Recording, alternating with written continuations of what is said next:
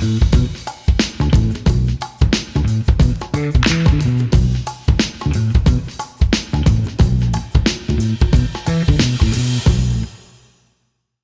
like to say. So what can you expect here at the Cube? It's a primary conference venue here at Drupa, and we aim to bring you actionable insights, answering the challenges that your industry is facing. So we're looking at business leadership, global trends, future print and packaging, technologies, and sustainability. Those are the main themes, and they often are, of course, intertwined. Next up this afternoon, we'll be looking at compliance of FCM, printed food contact materials. We will start with the worldwide regulations, and then we'll take a deep dive into the European regulations. Now, I'm amazed, I don't know if you will also be amazed at the very different levels of regulation, including none sometimes, which is why it's very important to work together to find solutions to stay one step ahead of the regulations, and that's where the European Printing Ink Association comes in, and we'll hear also about the concepts from the European Association. This session has been curated, it's a double session, curated by the VDL, which is the German Printing and Ink and Coating Association. It's my pleasure to introduce our dynamic duo. We have two presenters. They both have a PhD in chemistry, so we're in good hands. And to be fair, I will introduce them in alphabetical order. Our first speaker is Director of Food, Safety and Toxicology at Siegwerk Druckfarben. Druckfarben is printing colors. In this role since 2015, he has a global responsibility for FCM, food contact material regulations, and evaluations of ink ingredients for food packaging.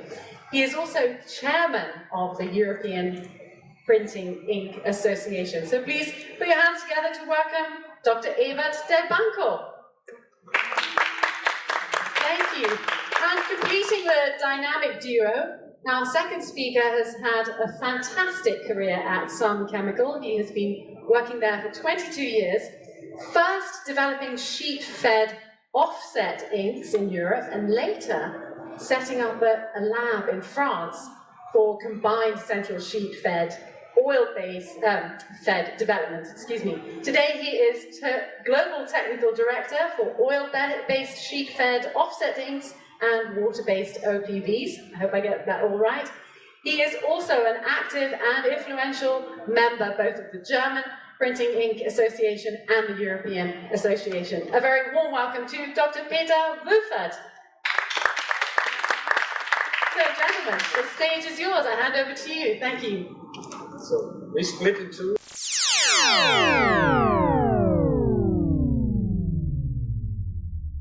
Yes, I will start, and then I will take over to Peter.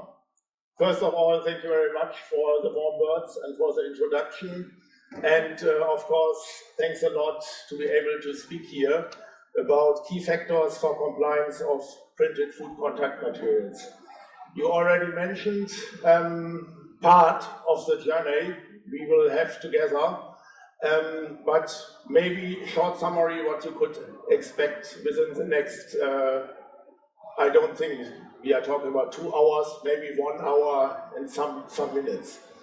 So I will take you first to a journey around the globe, focusing on some interesting food contact material regulations. So I picked out some of them. And for each of these regulations, you can have an own presentation. Yeah. So, but for these regulations, I only have one slide. Yeah. So bear with me. It's only a brief summary of regulations, so that you at least are aware on what principle, which principle they follow.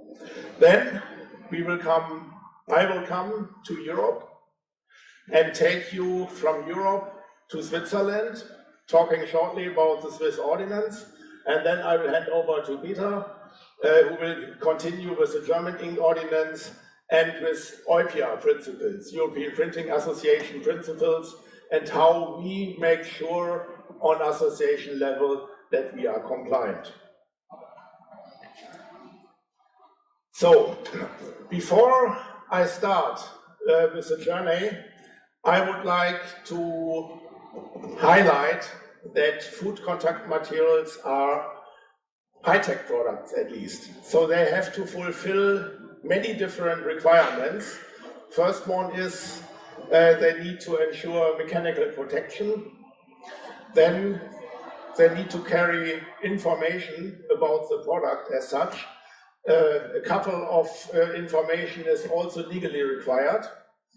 Then functionality must be given. So one example is barrier properties.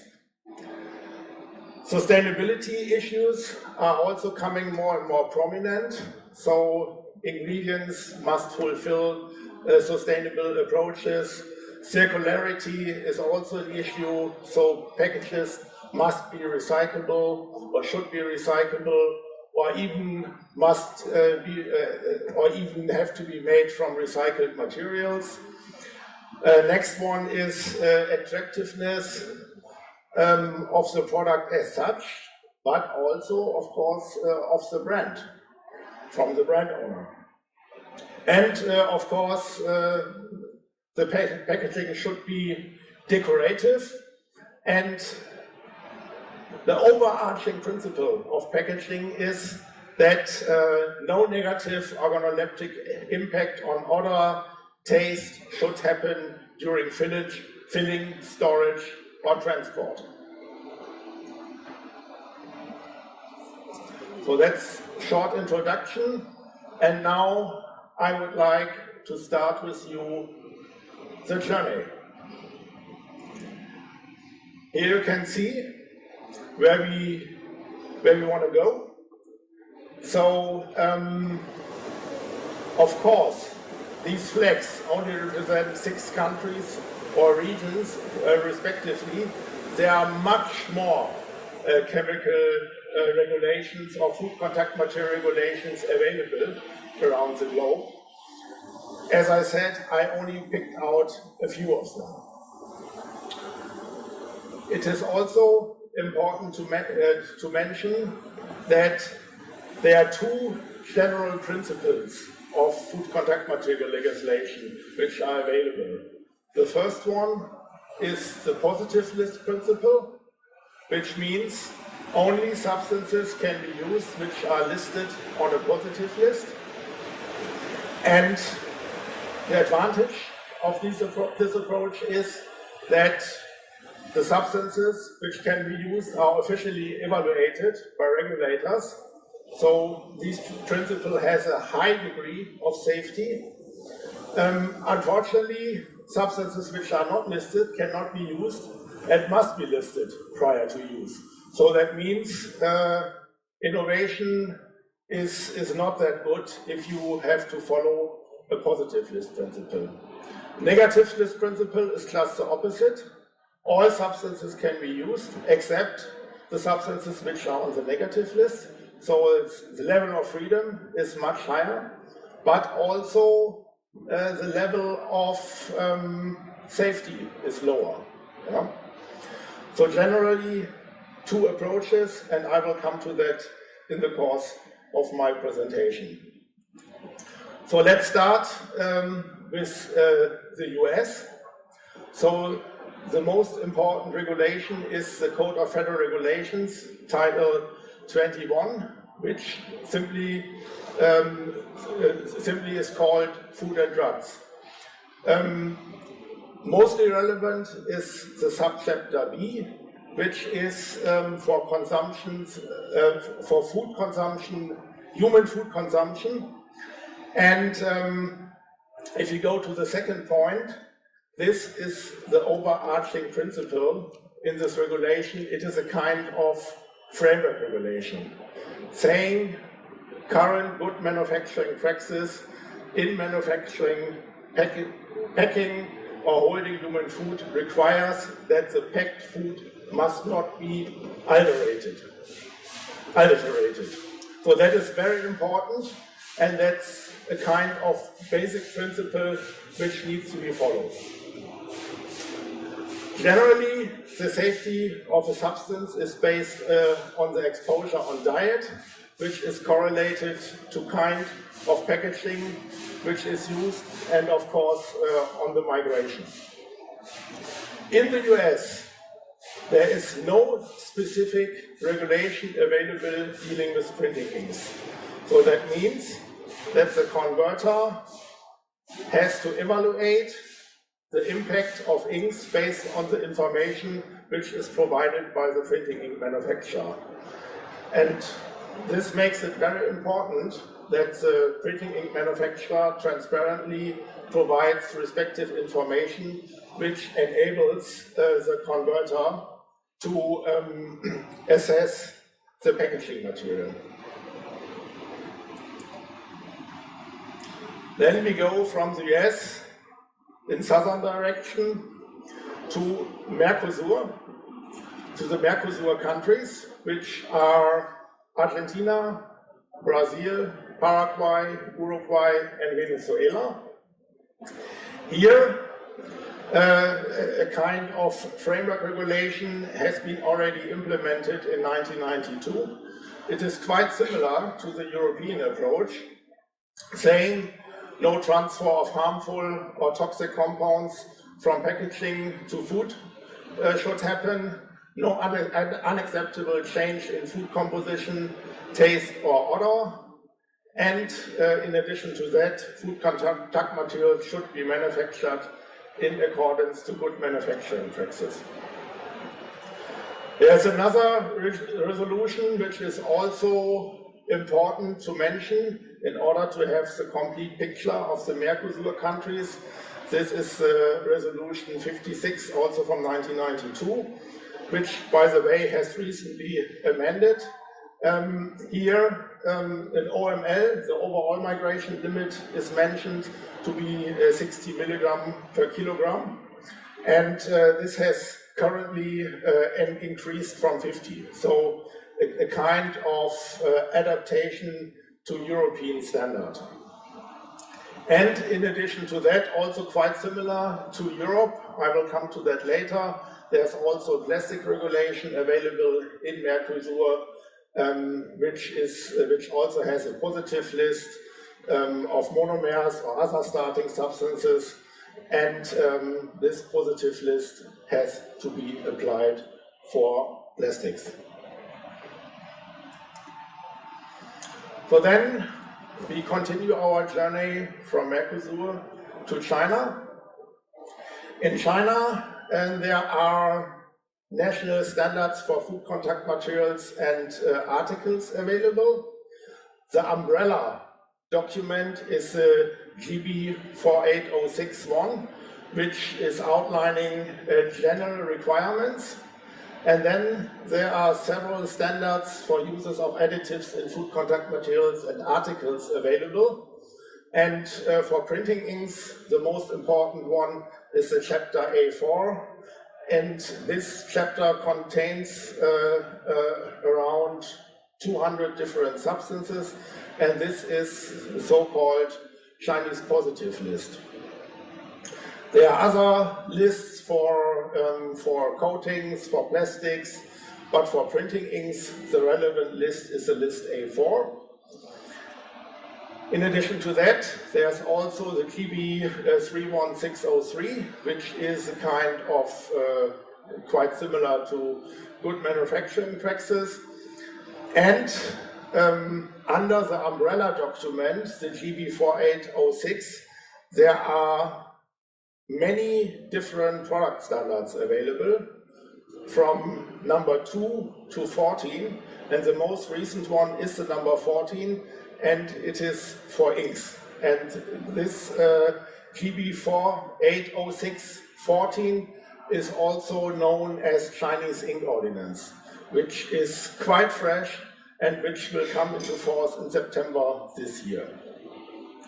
And the challenge, or I have to say the problem in China, is that the positive list, the chapter A4 of the GB 9685, only consists of around 200 substances, which is very low, and to be honest, which is not sufficient in order to manufacture printing inks. And this is a huge problem. In order to give you an idea, on the positive list of the Swiss ordinance, there are around 1,000 substances, which is sufficient. So that's a problem in terms of China. And in order to emphasize that, the Chinese printing ink regulation, the printing inks ordinance in China is based on a positive list principle. In India, it is just the other way around. Here we have a negative list. The umbrella document has been implemented already in 2006 from the regulatory body, which is the Food Safety and Standard Authority of India, FSSAI, and this was the Food Safety and Standards Act. And below this Food Safety and Standards Act, there's a Food Safety and Standards Packaging Regulation established in 2018, dealing with different food contact materials, and printing inks have to comply to the Indian standard 15495, and in this standard there's a negative list. Yeah? So that means substances which are listed there cannot be used, all other substances can be used, and it's also very important to mention that direct food contact in India is forbidden. So it's forbidden to have the printed side, for example, inside, so that it is in direct contact with food. Finally, let's go from India to Japan. So Japan is a tricky country in terms of regulation. So there's a positive list existing since 2020. But it covers polymers, monomers, and additives used in synthetic resins, which are permitted for food contact materials. And printing inks are not directly affected by the rules, so they are not in scope of the regulation. Yeah? But there's a voluntary regulation on association level available in Japan. Its association is called JPIMA, which is a Japan Printing Ink Makers Association, and the latest version of this voluntary list, it is a negative list, is from May 2020, which means all substances, around 700 substances which are listed on this list, should not be used, but it is on a voluntary basis.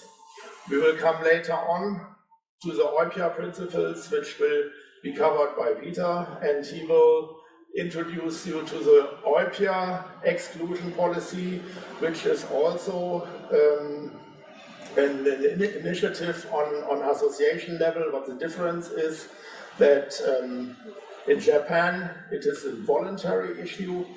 In Europe, the OIPIA, it's mandatory for the members, and the Japanese negative list is specifically focusing and mentioning substances, and the OIPIA exclusion policy is focusing on certain categories of hazard. So let's come back from our trip through the world to Europe. And this is the current status of European legislation.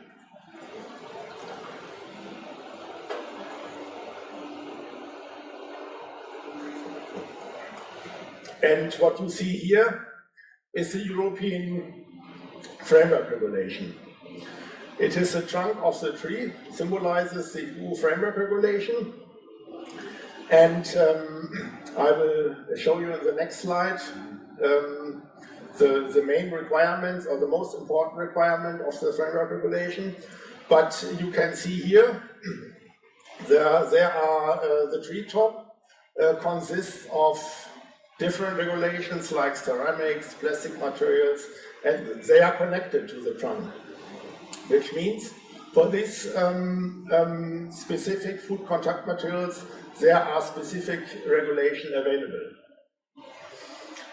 And there are shots at the top, and these symbolize materials which have not been regulated yet. For example, printing inks are not regulated, specifically regulated on European level at the moment, and coatings as well, adhesives, rubbers, metals. So the majority of potential food contact materials have no specific regulation at the moment in Europe. Let's go back to the trunk of the tree, which is the framework regulation. And here, very important article is the article number 3, saying that materials shall be manufactured in compliance with the good manufacturing practice, and no transfer of substances to the food should happen which endanger human health, which bring a change in composition of the food, and third point, which bring a deterioration in the organoleptic characteristics. So this is the basic framework principle laid down in Article 3, and this holds true for all food contact material independently, whether there is a specific, additional specific regulation available or not. I just mentioned in the Article 3 of the framework regulation, there's a good manufacturing practice mentioned. We even have a good manufacturing practice regulation in Europe available. It's from 2020. It's from 2000, already from 2006, and the basic principle of this good manufacturing practice is consumer safety and quality. And there are a couple of requirements in this good manufacturing practice regulation, like management system should be available, material selection, raw material selection should be done according to pre-established specifications, operations should be done according to pre-established procedures. Printing surface should also not come into direct contact with food, and it's also highlighting not only migration but also set-off, which should be kept under control by meeting certain limits, and finally documentation of compliance should be available in case of inspections or requests by authorities.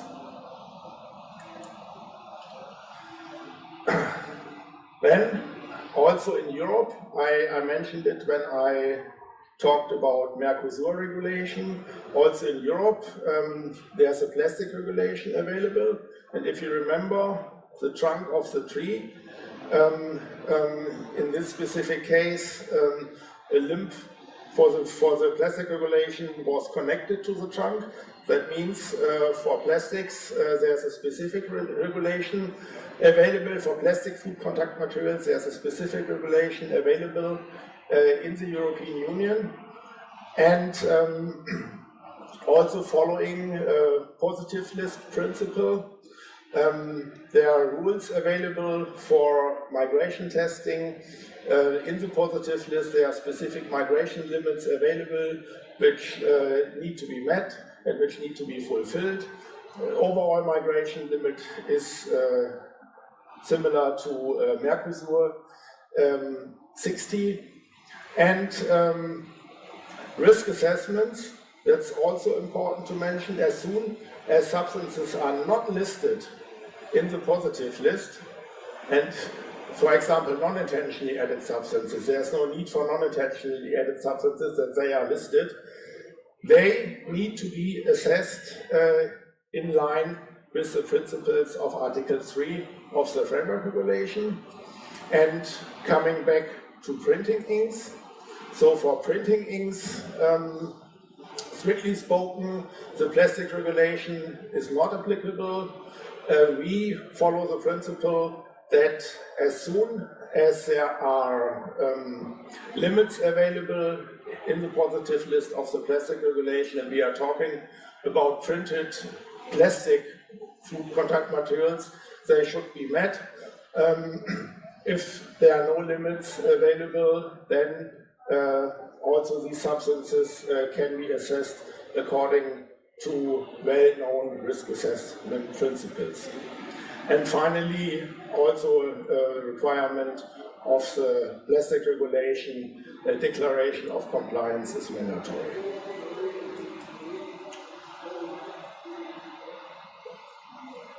Now, I leave a little bit the regulatory requirements, coming to additional requirements and to guiding principles. So, for example, guiding principles are available from EFSA side, European Food Safety Agency, and also from the Federal Institute of Risk Assessment, so the German BFR, which can help in assessing substances.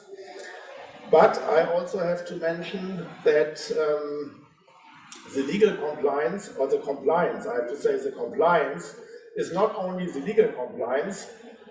We are also talking about converter or brand owner compliance and our self-commitments. And if I talk about self-commitments, I'm back to the exclusion policy, which will be covered by Peter in some minutes. But also converters, many converters and also brand owners, they have their own requirements, which go very often far beyond what is legally required in certain regions. And of course, we as ink manufacturer, as soon as we are printing for these converters or brand owners, we also need to fulfill these additional requirements. Now, I would like to give you a short outlook what will come or what we will expect on European level. So a lot of things are going on in terms of regulation in Europe. So maybe you have heard about the Green Deal, which was published December 2019 by the European Commission.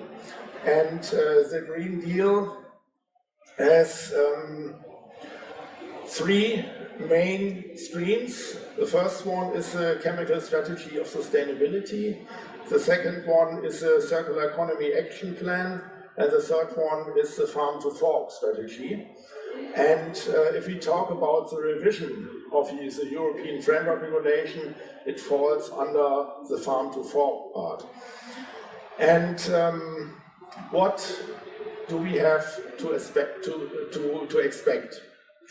So the focus will be in future on the final article, which means that the producer is fully accountable of the product.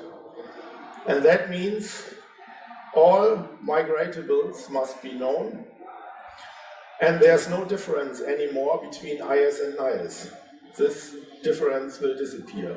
So it's only about migrants and not about intentionally or non-intentionally added substances.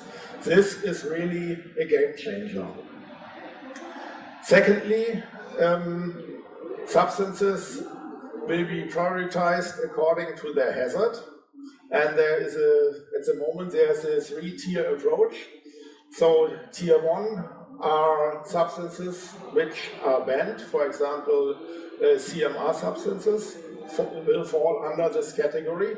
And I'm not talking only about CMR category 1, I'm talking about CMR category 1 plus category 2.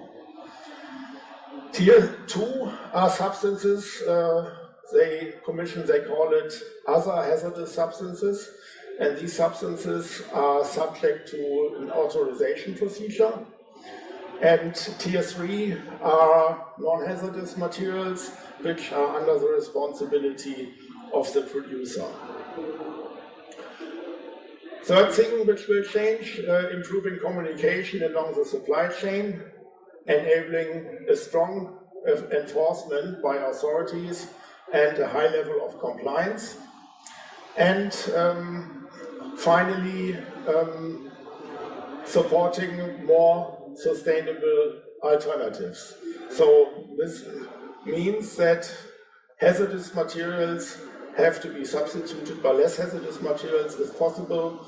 So, for example, if you read presentations or listen to presentations from the Commission, so they already mentioned substances should be inherently safe and substances should not migrate at all. So that's the direction the Commission wants to go, and that will be really a challenge.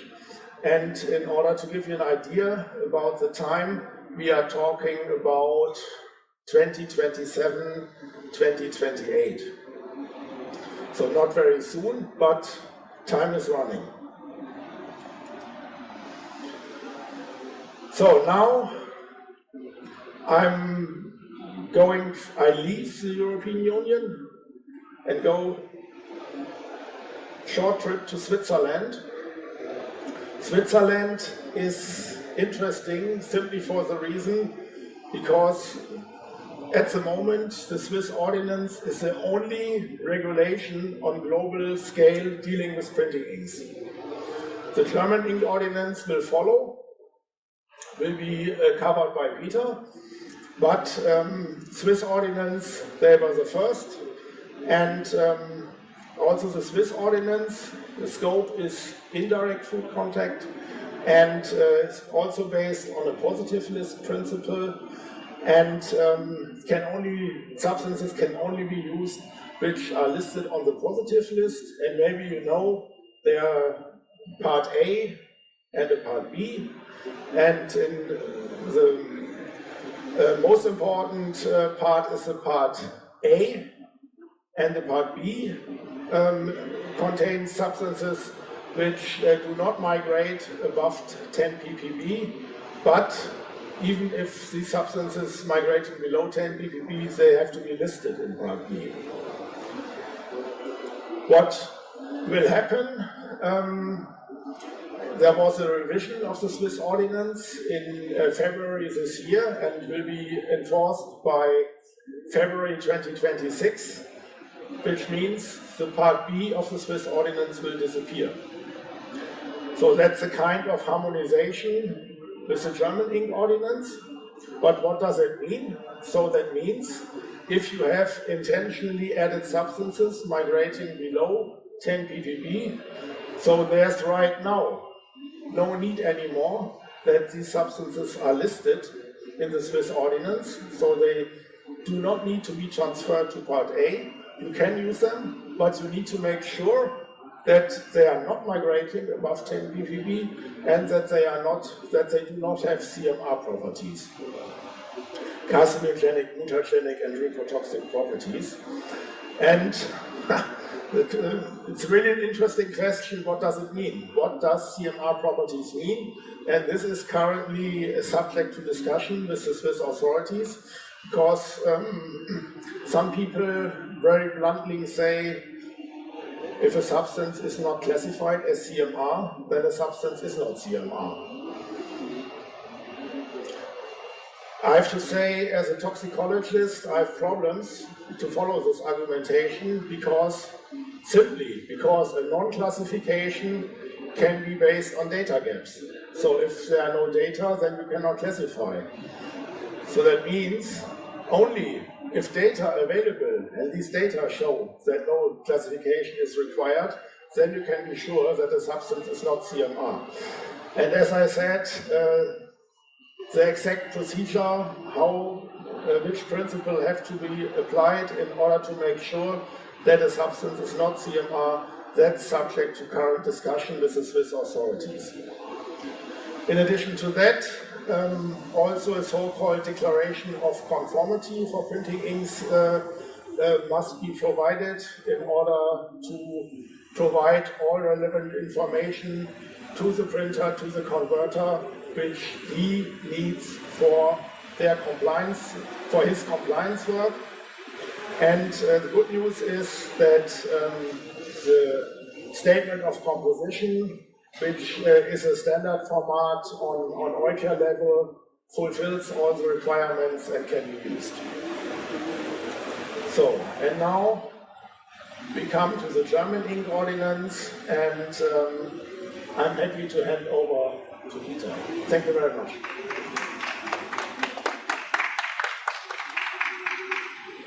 Thank you, Ebert. Thank you all for still being here, as this is quite a tough discussion.